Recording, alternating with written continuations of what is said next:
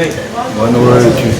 Sempre alegria. Aqui, né? 19 de maio agora, do próximo ano, vamos fazer 20 anos que eu vim pela primeira vez aqui nessa casa. Então, nossa senhora, né? Passa o tempo, 20 anos já. Tá vendo só? Eu lembro quando chegou, eu vou falar, eu tô com 10 anos. Puta vida, né? Tô até com 30, então. Um dia de chuva, né, Ju? Foi verdade, lá na praia. Olha só. 1 hora de conversa na sua cabeça. Eu dando trabalho lá na praia. Eita. O João, nosso parceiro, o João, pessoal, clássico, o Marcelo, os irmãos aí. É bom rever o grande Renato. É uma alegria, a gente usa isso sempre na. Eu peguei o tema de hoje porque nós estamos no grupo da fraternidade, né? E eu gosto muito que eu segui 2 vertentes de trabalho na minha vida. Aqui foi onde eu comecei e levo até hoje, inclusive meu irmão Tomás lá em Botucatu. É a mesma linha, né, de trabalho, mesmos dias praticamente, mesmas atividades. E também a gente tem a atividade em Jaú que está mais vinculado com o movimento da Alta de Souza, da Concafas, aquela coisa toda. São 2 vertentes muito importantes na minha vida, uma vertente assistencialista e uma vertente de fraternidade, sabe? E isso daí é muito bom para a gente se complementar no nosso meio, no nosso entendimento. Então por isso que eu peguei esse tema, porque hoje nós vamos falar de fraternidade, entender um pouquinho mais isso tudo. Baseado no livro Fonte Viva, né, de Espírito Emmanuel, psicografia de Chico Xavier, o capítulo 138 do Fonte Viva, e é o justo remédio ao tempo. E é um trecho de Paulo, que diz: quanto, porém, a caridade fraternal, não necessitais que vos escreva, porque já vós mesmos estáis instruídos por Deus que vos ameis uns aos outros. Então é a gente entender a caridade fraternal. A gente precisa que nos fique falando que tem que ser feito, né, o tempo todo. Precisa que a gente vá buscar realmente informação o tempo todo. Será que a gente precisa realmente ter dúvidas sobre o amar uns aos outros, né?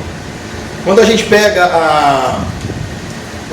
toda a formação do nosso universo, né, a regência universal, né? A gente vê que uma coisa depende da outra. Nosso planeta conectado com a Lua, o sistema solar, isso se expande, né? Vai para as galáxias, e assim a gente vê um universo pulsante, um universo que vive por si só, constantemente sobre a regência de um Criador. E as coisas acontecem de uma forma que não tem parada, não tem um momento para pausa.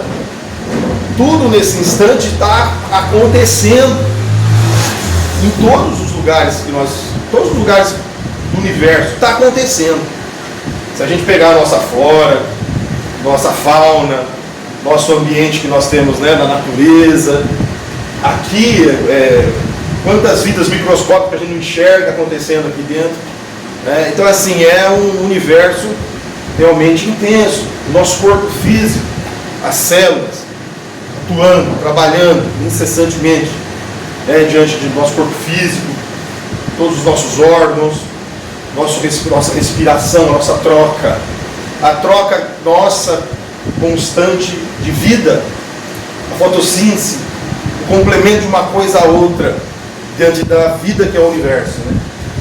E isso daí realmente traz com que nós nos atentemos a uma coisa muito, muito importante, né, na nossa vida, que é o cuidado com o vitimismo.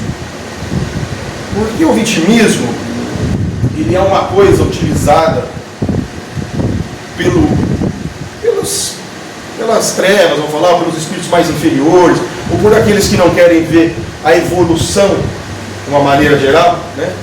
Utiliza-se dessa arma e dessa ferramenta, do qual parece que as coisas, o vitimismo é algo que a gente tem que ter aquela compaixão, aquele dó, aquela doação em cima do coitado, do frágil. É o trabalhar com aquele que não é ativo, é aquele fragilizado, é a vítima da sociedade. Então a gente tem que estar muito ligado nisso, e muito ligado em nós, quando nós nos vitimizarmos diante das situações. Né? Então começa por aí, vamos pensar, a gente vive num ambiente pulsante de vida, um universo pulsante de vida, constantemente. Aí entra a questão da... Aí a gente quer ir para frente, mas aí vê que está frágil e se vitimiza.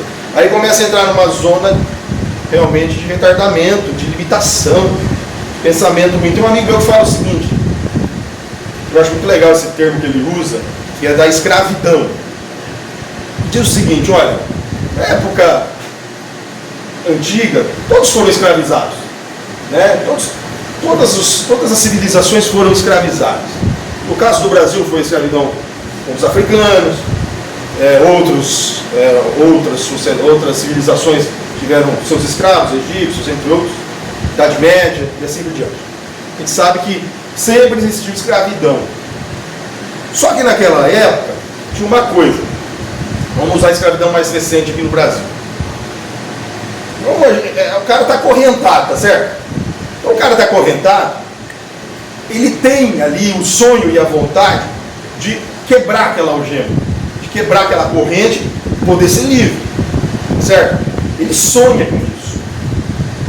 E se ele quebrar aquela corrente e se tornar livre, ele vai aproveitar a liberdade dele com a maior alegria do mundo, de ter passado por aquela situação.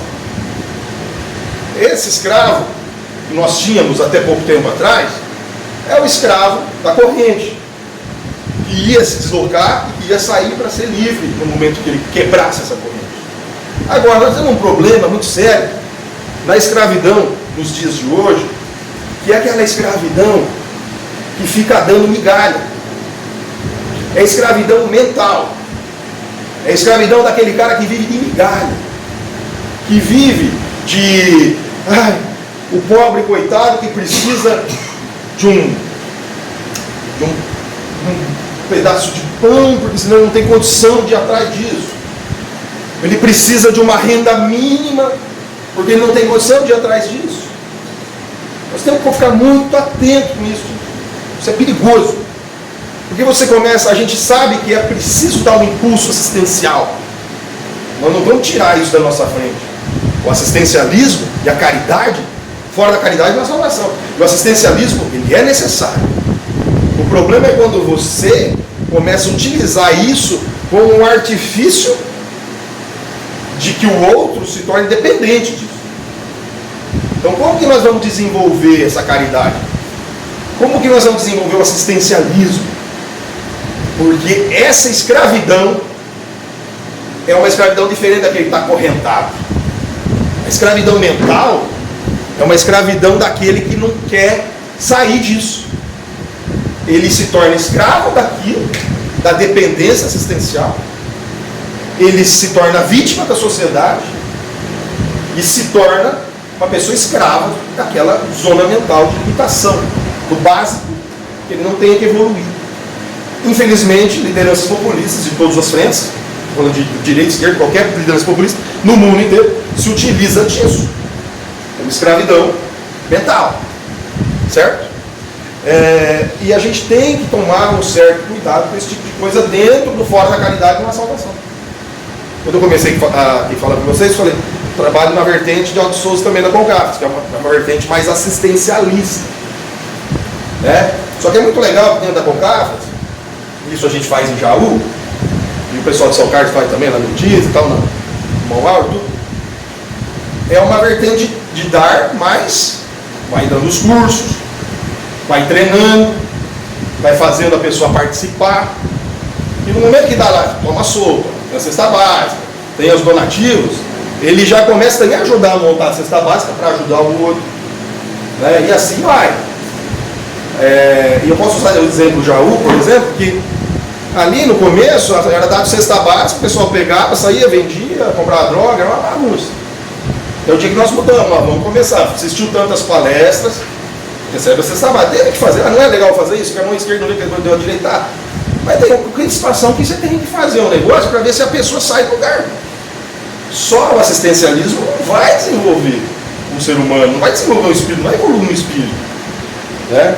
Então, a gente conseguiu desenvolver isso e deu muito certo. Hoje, pessoas que iam lá, que não queriam assistir palestra, faz fila para assistir a palestra, ajuda a montar a cesta básica, e muitos nem precisam mais e doam para o outro. É essa virada de chave na caridade que nós temos que tentar desenvolver, principalmente no assistencialismo, né? E a caridade fraternal, queira ou não, é uma evolução dessa passagem do assistencial. A caridade fraternal é muito profunda. Como diz aqui, Paulo diz, né? Estais instruídos por Deus que vos ameis um ao outro. Não necessita que escreva. Ela é íntima. Ela é do fundo da alma. Ela é da fibra da alma. Então, assim, caridade fraternal é algo que já está a centelha colocado dentro de cada um de nós. E aí essa evolução nós temos que ter para entender isso de uma forma mais profunda, de uma conexão mais da fibra do sentimento, né? Não precisa escrever, está dentro. Talvez a gente precise sim utilizar do processo da caridade assistencial, agora falando como doador da caridade assistencial, né? A gente consegue ali desenvolver um trabalho, estar como um posto de recuperação nosso, de aprendizado, para que a gente consiga desenvolver esse sentimento mais puro, mais íntimo, que está dentro da gente. E aí, naturalmente, quando a gente vai distribuir um donativo, a gente não vai simplesmente mais doar uma cesta, simplesmente dar uma esmola. E bem sabe, quem estuda Kardec ele não é a favor da esmola, né? Então, assim, não é uma questão de espiritualidade, Kardec, isso é claro na doutrina espírita. A doutrina espírita é uma doutrina que em nenhum momento ela deixa o vitimismo pegar. Ela é proativa. Ela é uma doutrina de mudança, de evolução, certo? Não é uma doutrina de busca de milagreiro, de busca de gente para fazer milagre, para mudar a vida de ninguém. Somos nós que vamos mudar as nossas vidas. Quem vem ao meio espírita em busca de milagre, sinto muito, porque a gente sabe que milagre não existe, nós estamos falando de fenômeno natural que se conquista com nossa participação constante dentro de um processo evolutivo.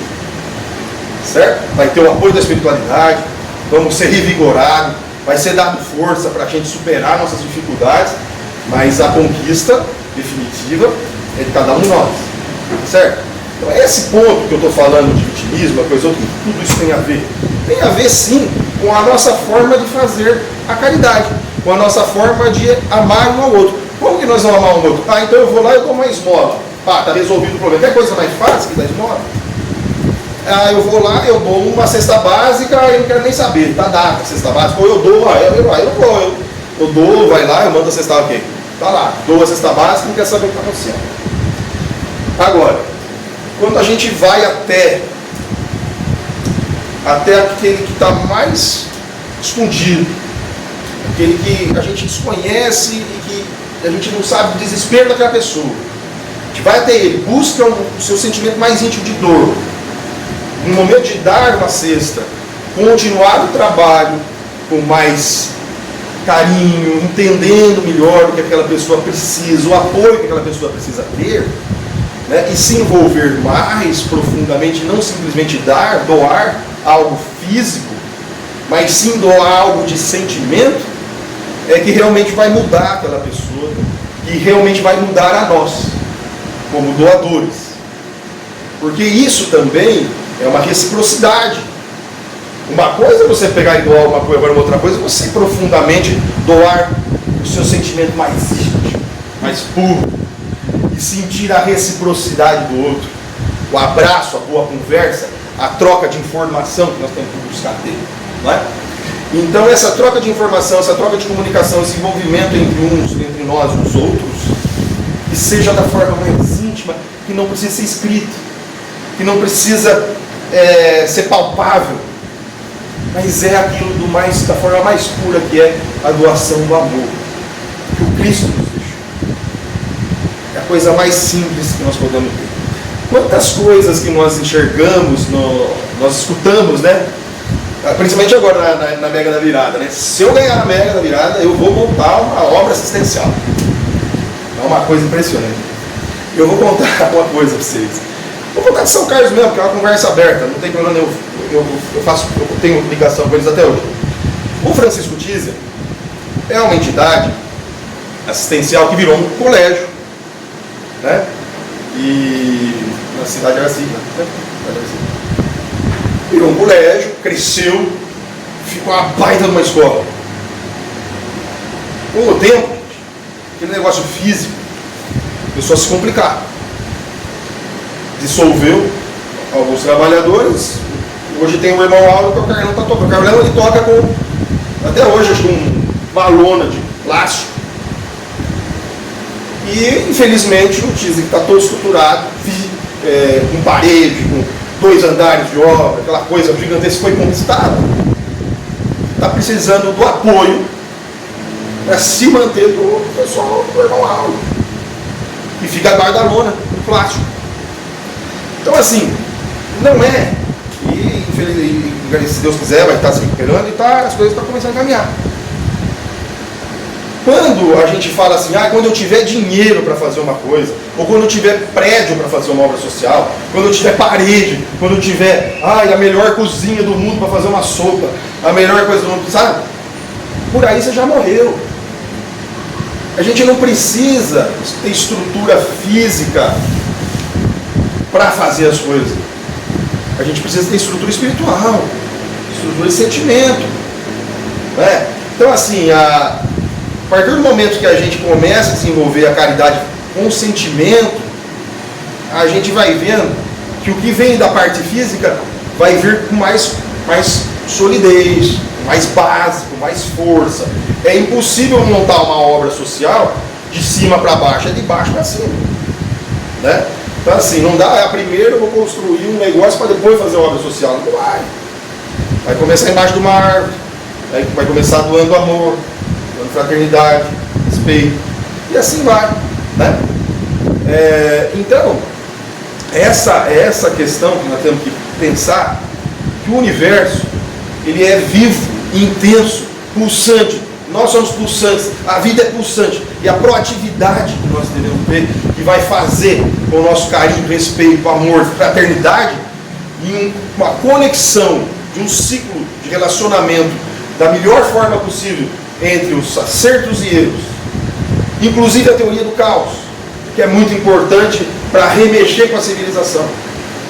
Os grandes problemas que a gente enfrenta, às vezes a gente tem que jogar no ventilador para o circo pegar fogo, para mudar, para chacoalhar, para ver se a gente sai do lugar, para ver se a gente entende que a vida ela tem que ser renovada.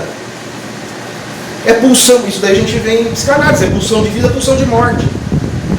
Nós somos pulsão de morte. Vida é a morte, é o ciclo, é a regeneração, é a destruição constante. Quantas estrelas já não existem mais, está brilhando ainda para a gente? O universo se renovando, se construindo, né? É assim a cadeia alimentar. Eu brinquei agora o Galácio com o João. O amor, o Galácio e o João enchendo o saco. Falei, esse é o amor. O amor não é romântico. O amor é isso aí, né? A gente enche o saco do outro, cutucar, melhorar. Então assim, e a gente faz isso com amor, né? Com gosto, os amigos, assim, a gente brinca, né? Tal. O amor não é romântico. O universo não é romântico. O romance é uma coisa íntima nossa, nos nossos relacionamentos mais íntimos, mas o universo não é. É real. As guerras, os flagelos purificadores, as mudanças constantes, a intensidade de mudança que nós temos que ter. Claro, nós como cristãos, discípulos de Cristo, vamos fazer a parte do qual nós temos que colaborar, ter compaixão, apoiar, trabalhar proativamente em busca da mudança da lei de amor do Cristo, para o nosso Evangelho. Que um dia vai cessar as guerras, um dia vai cessar essas situações todas que a gente vive, pelo menos quando nós passarmos esse planeta de prova e expiação, regeneração de idosos e assim evoluindo, certo? Então, gente, essa constância que eu acho que nós temos que entender. Agora, voltando para o lado íntimo, a dor, o sofrimento, as pancadas que a gente leva, doença, perda de ente querido, sofrimento, Tudo isso é uma válvula propulsora para nós sairmos do nosso estado de zona de conforto. Dentro do vitimismo, o que está muito próximo? Vitimismo e zona de conforto, caminha junto essas duas coisas. Estou tudo certo, minha vida está resolvida, não quero mais dor de cabeça. Ah, não quer dor de cabeça. Se você não quer dor de cabeça, se não quiser arrumar dor de cabeça, o universo vai arrumar a dor de cabeça para você. Se você não mexer as coisas, mexer os pauzinhos. Não tem jeito. Né? A evolução humana ela tem que ter a válvula propulsora. A pessoa que tem depressão, se tiver alguém com depressão que deve estar doendo, não é fácil, vem, ora, pega firme, chora, se apoia na espiritualidade, mas sai do fundo do poço.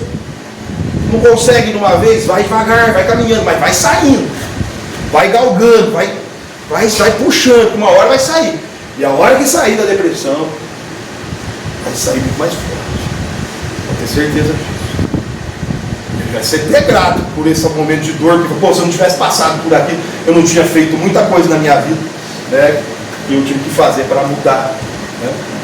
Então, seguindo a sequência, em sua missão de consolador, recebe o Espiritismo milhares de consultas partidas de almas ansiosas, olha isso, que imploram socorro e solução para diversos problemas. Porque nós somos ansiosos.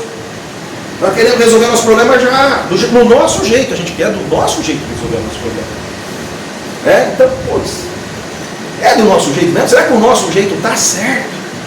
Será que se a gente está sofrendo com alguma coisa, problema financeiro, problema de ente querido, problema de saúde, problema de perda, qualquer coisa, será que o nosso jeito que a gente queria que fosse é o certo?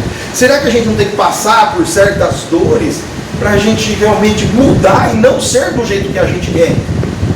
Né? Porque o complemento, isso é orgulho. Querer ser do jeito que a gente quer é orgulho. Né?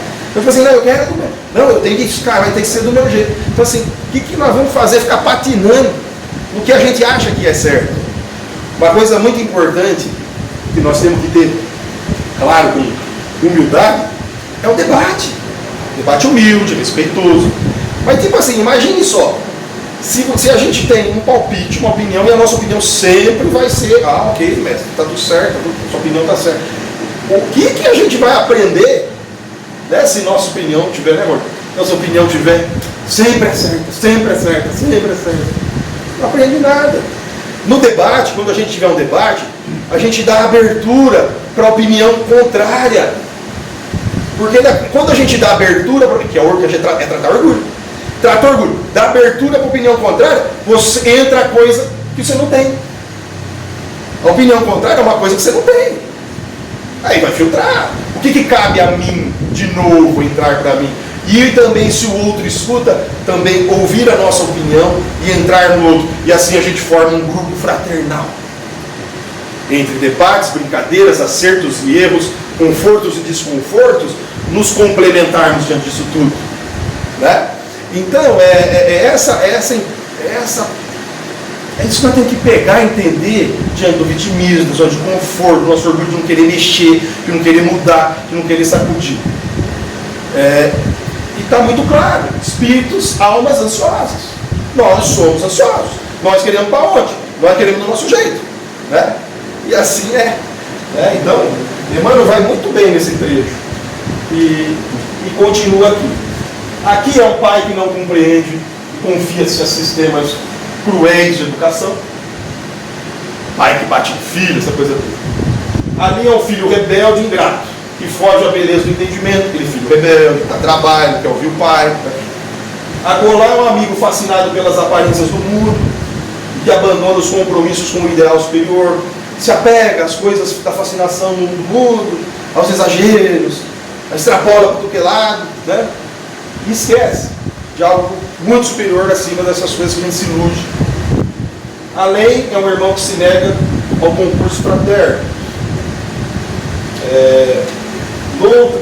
Noutra parte, é o cônjuge que deserta o lar. Né? É o relacionamento, aquele que trai, que abandona o lar, que faz uma bagunça. Mais adiante é o chefe de serviço insensível e contundente, aquele líder carrasco, líder que não tende a equipe. Contudo, o remédio para a extinção desses velhos enigmas das relações humanas está indicado há séculos nos ensinamentos da Boa Nova.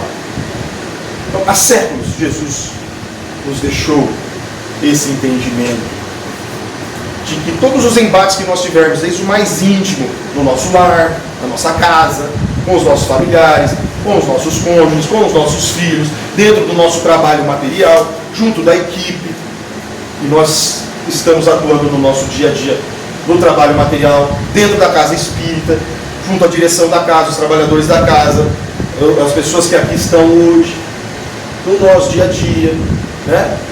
A gente entender que essa diversidade e esses embates não cabe a nós ficar lamuriando, nem chorando, nem se entristecendo, nem se vitimizando e nem ficando estável nessa situação. É sempre sacudindo para que a gente evolua de uma forma constante, nos complementando e formando fraternidade. Certo? Então a caridade fraternal é a chave de todas as portas para a boa compreensão. O discípulo do Evangelho é alguém que foi admitido à presença do Divino Mestre para servir. Então, pessoal, a caridade fraternal, ela é, lembrando sempre, a máxima de Kardec: fora da caridade não há salvação. Certo? A caridade fraternal, ela é uma evolução das nossas pequenas caridades assistenciais. E a caridade fraternal começa dentro de casa. Amai ao próximo como a ti mesmo. O próximo. É aquele primeiro que a gente encontra. É o primeiro que está na nossa vida. Acho que a Raquel falava isso, eu gravei. Raquel está aí, né? Não. Eu gravei isso aí. Acho que foi a Raquel que falava. É o próximo, é o nosso primeiro, a primeira pessoa que a gente encontra no dia. É a primeira pessoa. É aquele que está dormindo do teu lado. É o seu companheiro de trabalho. Aí o seu próximo, você já saiu de casa, tua esposa foi trabalhar, você foi trabalhar. Aí você vai ter o próximo, aquele próximo lá que você vai encontrar no trânsito. Você já vai ter vontade de falar, já cortou tua frente, já dá uma confusão, você já vai querer chegar o próximo. Né? Aí você chega no trabalho, você tem o próximo dentro do trabalho. Olha só, quanta, e gente querendo ganhar na Mega Sena para fazer obra, criar instituição, né, com dinheiro. Quanta caridade a gente não pode fazer saindo de casa até o trabalho. Caridade fraternal, né? De doar-se por um cumprimento, por um bom sorriso, um bom abraço, uma boa conversa. Quantas coisas não pode desenvolver? Aquele amigo que às vezes está precisando de uma conversa boa, está chorando, está triste. Você vai lá, você bate um papo, dá um abraço, cumprimento. Olha quanta coisa não pode fazer. É nosso espírito atuando e olhando nos olhos do outro com o olho de espírito. E o Ricardo falava isso também. Então, coisa que a gente nunca esquece. Olha para o olho da pessoa como se estivesse olhando para o espírito. Não se estivesse olhando para o olho encarnado. O olho de espírito. É a alma que está olhando para a gente. Nós somos almas. Um olhando para a alma do outro. E parar de olhar e de não olhar, de olhar para o chão, olhar para a alma, o sentimento, a verdade, para a coisa mais pura que sai de dentro, que a gente vai começar a conhecer melhor quem é cada um, quem somos nós, é onde nós podemos nos abrir, nos confraternizar, nos envolver, nos complementar um ao outro, diante das nossas imperfeições e das nossas qualidades.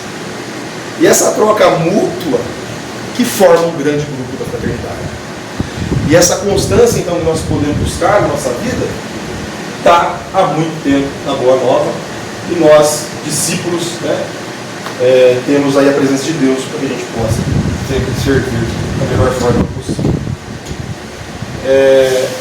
Então, aqui a gente vê, a recompensa de semelhante trabalhador efetivamente não pode ser aguardada no imediatismo da terra. Como colocar o fruto na fonte verde da plantinha nascente? Como arrancar a obra-prima do mármore com o primeiro golpe do cinzel? É moldar. Nós não vamos do dia para a noite virar uma pedra, nós não vamos virar ouro do dia para a noite. Tem que lapidar. Certo? Tem que ir lá, tem que achar, lapidar, transformar. Vai virar uma joia depois de todo o processo. Então não é do dia para a noite. E são nas pequenas coisas. A caridade é a coisa mais pura, mais simples, mais íntima que pode ter na vida de cada um de nós. E a gente fica querendo buscar o Cristo em coisas porque não cabe ao Cristo nem a nós. O Cristo está aqui. A nossa evolução está aqui, nosso próximo. Então, aqui é nós, gente. É um com o outro. Essa simplicidade de amor de um com o outro. Nada mais que isso. E tudo flui da melhor maneira possível. Então, quem realmente ama, em nome de Jesus, está semeando para a colheita da eternidade.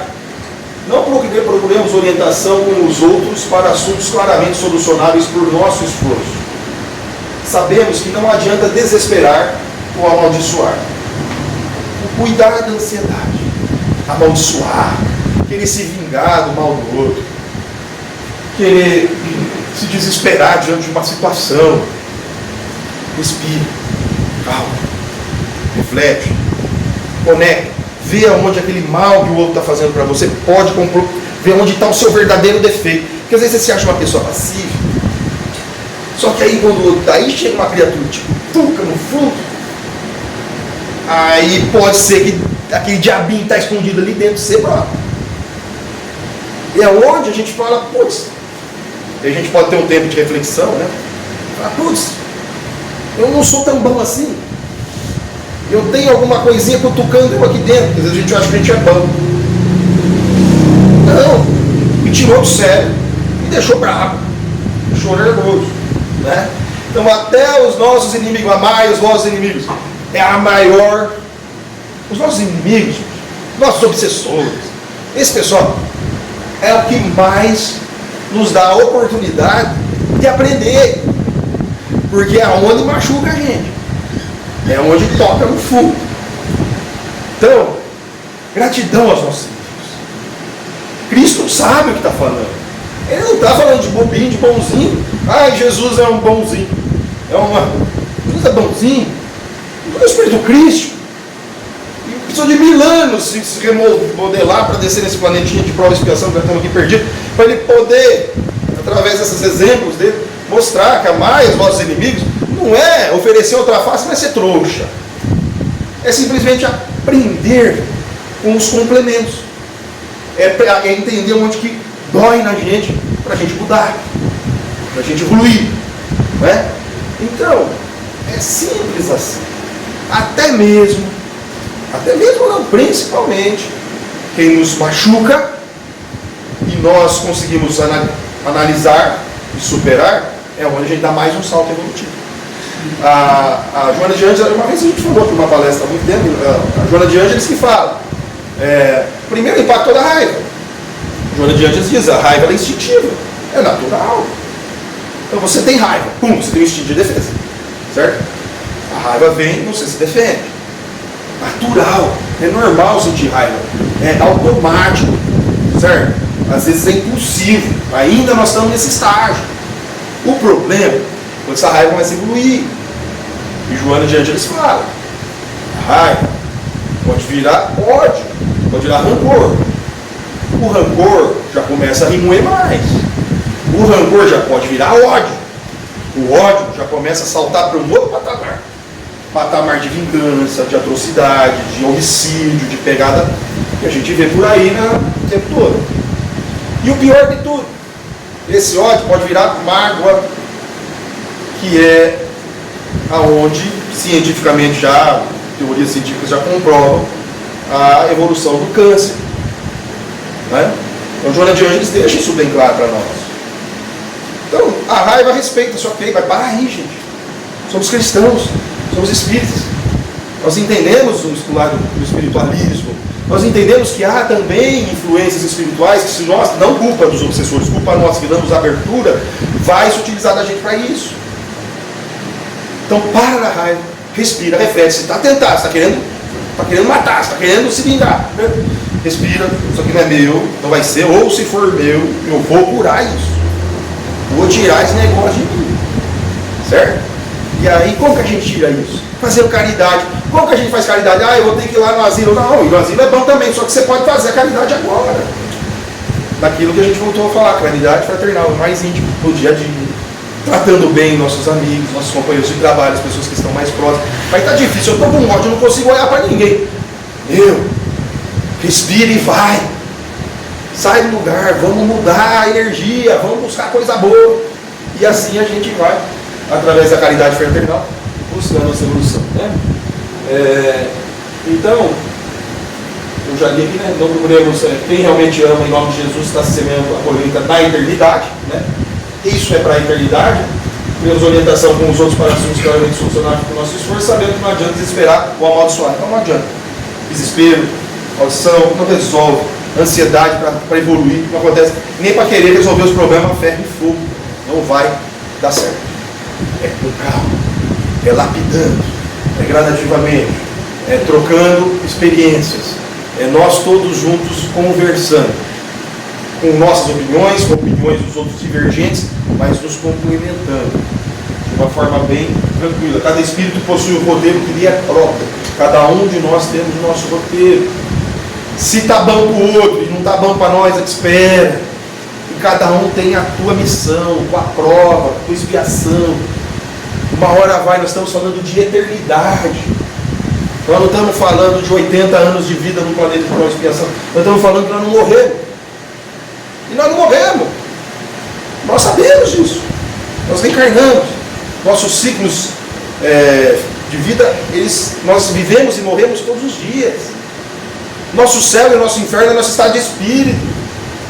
Ah, e o que é o céu? O que é o inferno? Vou ter que morrer para ver? Não, basta ver seu estado de espírito. Como você está agora? Como está seu estado de espírito? É o seu céu.